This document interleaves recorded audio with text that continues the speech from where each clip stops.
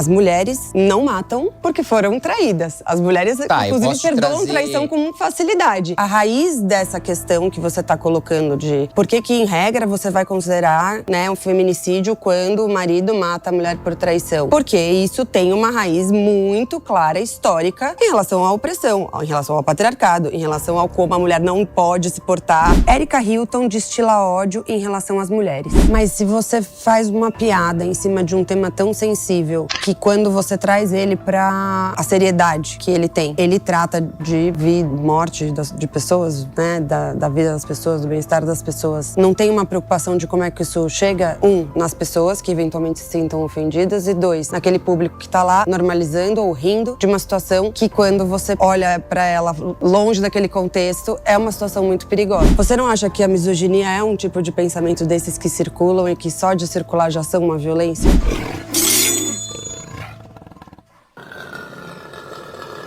Em linhas gerais, você entende que alguma ideia não deve circular porque o fato dela circular em si já é uma violência?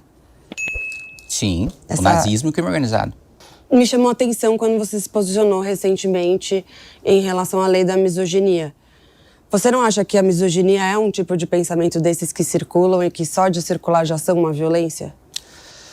Vamos lá, essa é uma discussão mais complexa do que isso. Primeiro, eu sou contra de equiparar o racismo, porque não é racismo, né? E a gente precisa tratar o racismo como racismo diferente de outras coisas, porque são coisas diferentes. Esse é o primeiro ponto. Segundo ponto, a gente não está tratando ali de proibir a circulação de uma ideia ou de outra. A gente está falando e é uma coisa extremamente abstrata, e esse é um dos problemas do projeto, da intenção de ter aversão à mulher. Se é crime, é o que diz a lei, vamos lá. Um crime, ele precisa ter dolo. Dolo é a intenção. A lei fala... O crime não precisa ter dolo, né? Ele pode ser um crime não, a regra, né? Ele pode ser um crime culposo. Não, a regra. Ele pode ser um crime culposo. Pode ser um crime culposo, é a exceção. O que eu tô dizendo que a regra é que o crime precisa ter dolo. No caso, não existe racismo culposo. Então a gente tá discutindo um crime que precisa ter dolo. Perfeito. Como a regra. Quando eu digo que é a regra, porque há exceções, naturalmente, Perfeito. Que é o culposo.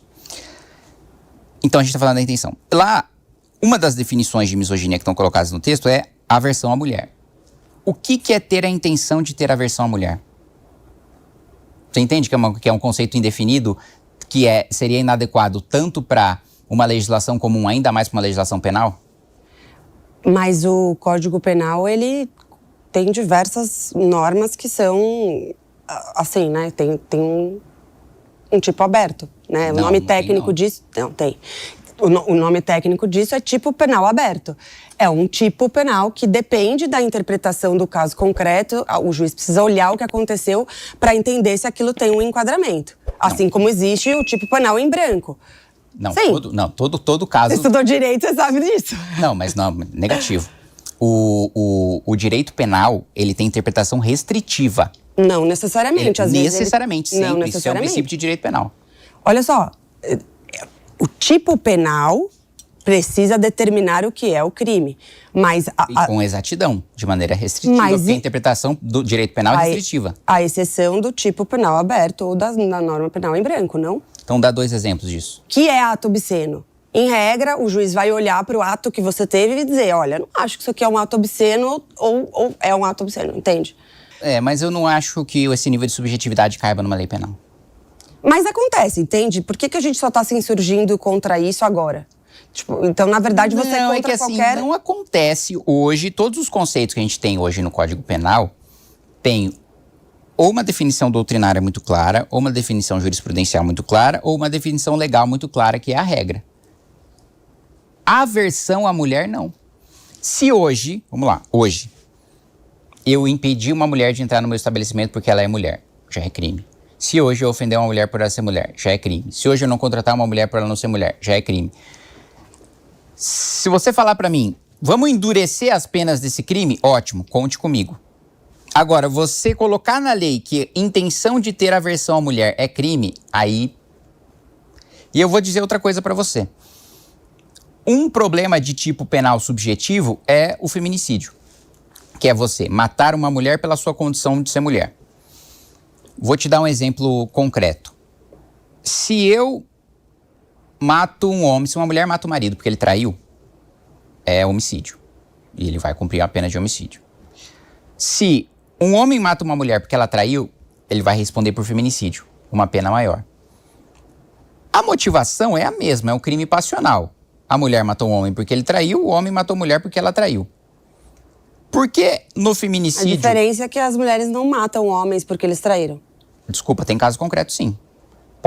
Pode não ser a regra, pode ser a exceção, mas tem caso concreto sim. Kim, as mulheres não matam porque foram traídas. As mulheres, inclusive, perdoam traição com facilidade. Tá, eu posso te trazer 200 A raiz dessa questão que você está colocando de por que em regra, você vai considerar, né, um feminicídio quando o marido mata a mulher por traição. Porque isso tem uma raiz muito clara, histórica, em relação à opressão, em relação ao patriarcado, em relação ao como a mulher não pode se portar de jeito XYZ. Então, isso tudo leva para este raciocínio de que... Um dos princípios do direito penal é a individualização da pena. Tudo bem. Se na era medieval,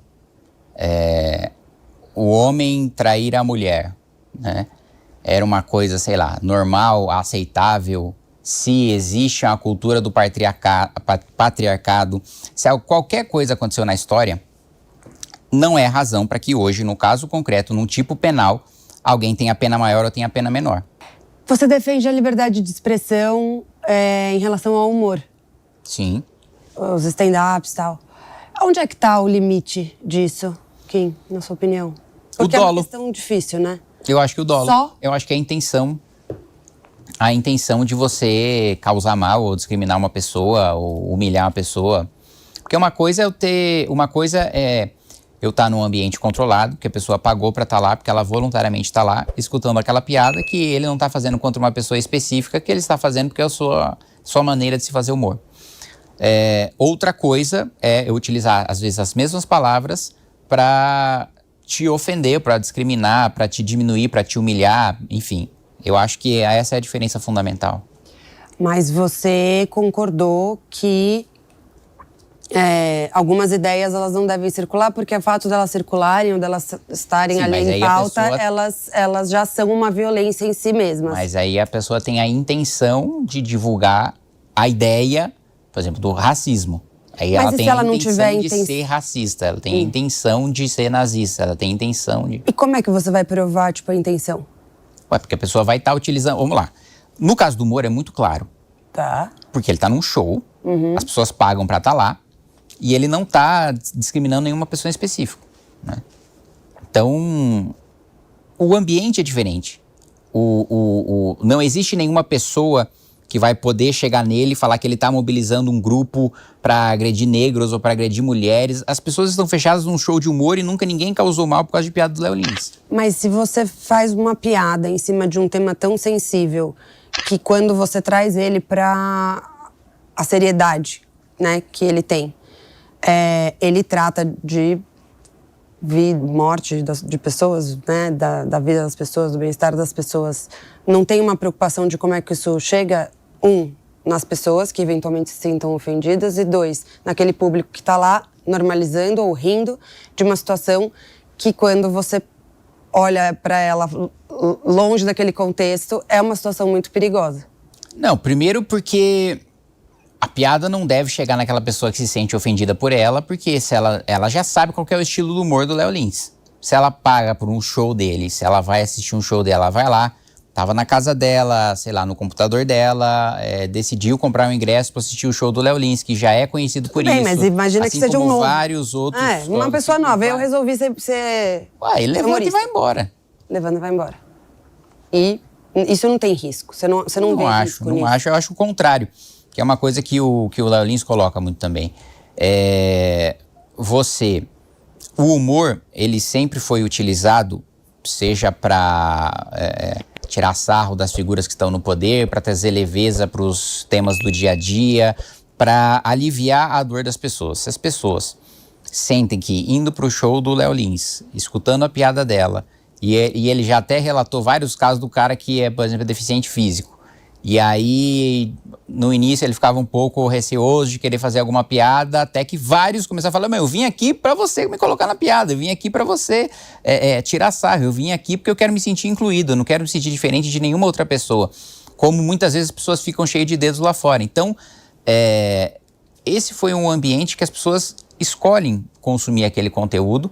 E se for nesse seu exemplo hipotético de uma pessoa que está no início de carreira tal, é só ir embora e levantar, ir embora e não consumir mais. Mas não é muito simples, então, a gente sempre dizer, não, era brincadeira, ou dizer, eu não tive intenção?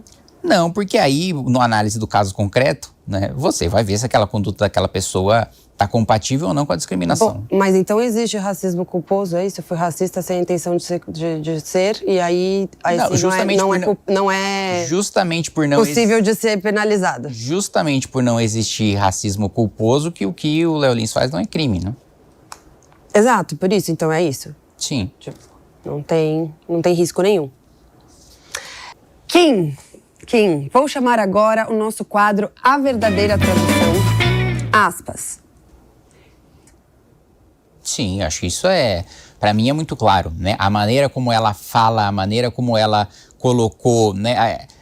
Tão agressivamente dentro da Comissão da Mulher, falar pessoas que gestam, me nego a falar mulher, chamar de imbecis, né? Fazendo um trocadilho com mulheres cis, insinuando que elas estão latindo para elas. Isso para mim, assim, eu não sou nenhum psicólogo e nem me arrisco nada na psicologia, mas na minha avaliação, ela destilando o ódio contra mulheres cis, porque é uma coisa que ela nunca vai conseguir ser.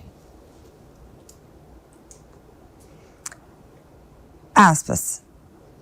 Eu acho que é uma necessidade o Brasil ter uma bomba atômica. Com certeza. Qualquer país, para ter garantida a sua soberania, precisa ter uma bomba atômica, né? Basta ver o que aconteceu na guerra com a Ucrânia, né? Da dissolução da União Soviética, a Ucrânia abriu mão do seu arsenal nuclear e a partir do momento que ela abriu mão, a Rússia invadiu, né? Se a Ucrânia ainda tivesse bomba nuclear, isso jamais teria acontecido. Da mesma maneira como um país que é irrelevante para a diplomacia e para a economia global, que é a Coreia do Norte, só sobrevive porque tem bomba atômica, que é a Coreia do Norte.